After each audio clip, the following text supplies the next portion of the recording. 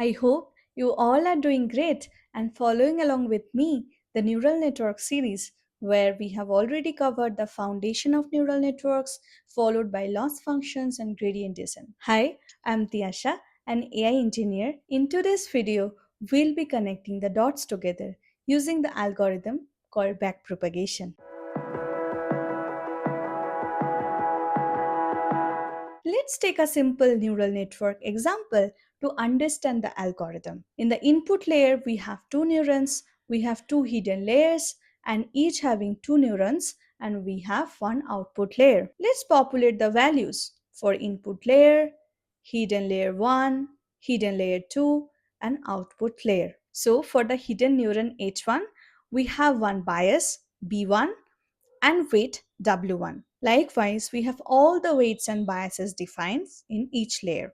As you know, the simple foundational mathematical equation for a single neuron, that is y is equal to wx plus b, which is basically a linear equation between x and y. But by using this simple linear equation or function, the network will not be able to learn complex patterns in the real world scenarios. For that, we use something called activation function, which is the nonlinear function added on top of the outputs. Let's talk about very popular two activation functions we use. One is sigmoid and one is ReLU.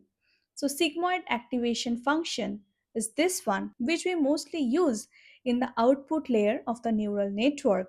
For example, in the case of binary classification, which is defined by this particular formula, and it outputs into a range between 0 to 1. Another very popular activation function is ReLU or rectified linear unit.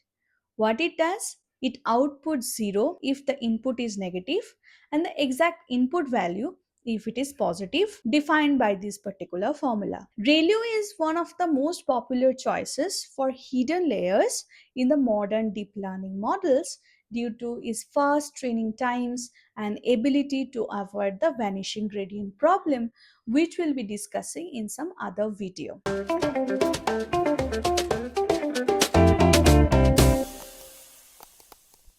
Now, the first thing what happens in the backpropagation algorithm is called the forward pass. In the forward pass, what we do, based on the values of the weights and biases, we calculate output z for each of the neurons as well as we calculate A's, that is after applying the activation functions on top of it. So for the first hidden neuron H1, Z1 is W1x1 plus W2x2 plus P1, which is a simple linear equation. So if we apply the values in this equation, we'll be getting zero point 0.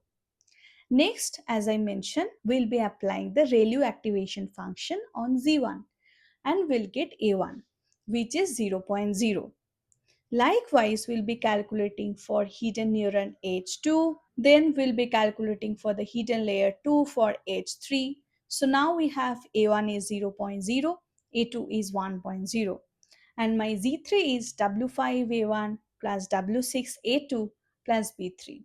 We'll apply the values in the formula and we'll get minus zero point 0.5. Now we'll again apply the ReLU activation function on top of it and we'll get the value of A3 as zero point 0.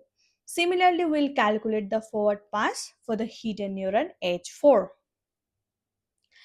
And the final calculation of the forward pass happens for the output layer, where we already have the values of A3 and A4 calculated beforehand, and we calculate the final output Z5, which is W9A3 plus W10A4 plus B5, which is minus zero point 0.8. And our final prediction of the network, which is defined by y hat, is sigmoid of that Z5 or sigma of Z5, which is calculated by this formula, and we'll get 0.31. So 0.31 is my final prediction based on my input values 1.0 and 2.0. Now, what we will do? We will calculate the loss function. I hope you all remember what loss function is, and we also covered the binary cross entropy in there. If you missed the video, please check it here.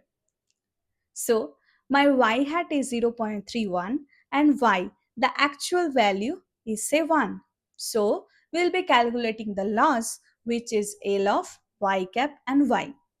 So this is the formula of the binary cross entropy. We'll apply all the values and we'll get the value of the loss, which is 1.17. So by now we have completed the forward pass as well as the calculation of the loss function. So now remember the goal of the neural network learning.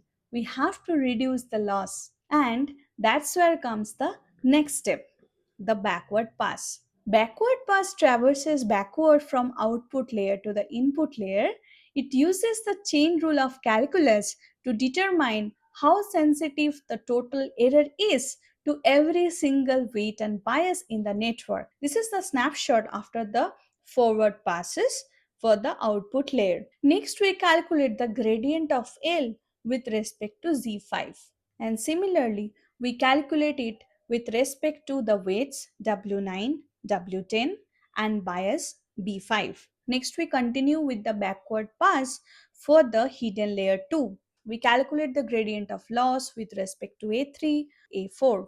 As we have calculated the gradients with respect to weight as well as activation, we can finally compute the gradient of the loss with respect to the output Z3 and Z4. Similarly, for hidden layer 1, we'll be calculating the gradients with respect to A1, A2, Z1, Z2, and also with respect to all the weights and biases. So, we have calculated all the gradients possible.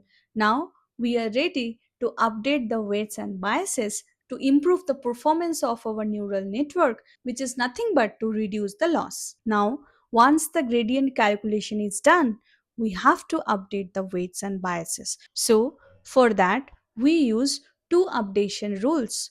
For weight, we use W new is equal to W old minus lambda del L del W, and for bias, similarly, B new is equal to B old minus lambda del L del B, where lambda is the learning rate is considered as zero point 0.1 for our example calculation. Now, you must be wondering when this backpropagation algorithm stops. Actually, when the algorithm will stop is based on some rules which is already predefined even before starting the training, which is called as the stopping criteria. The training process can stop using any of the four major conditions. For example, early stopping, reaching maximum epochs, reaching an error threshold, or the gradient convergence. Also, there can be structural interruptions while training with backpropagation. For example, the dead ReLU problem or the vanishing gradient problem. If you want separate videos on any of these topics, please mention it in the comment section below. If you found this video helpful, don't forget to like, subscribe to my channel, and share it with your friends for whom it might be helpful as well. Thanks for watching. I'll see you in the next video. Till then, goodbye and happy learning.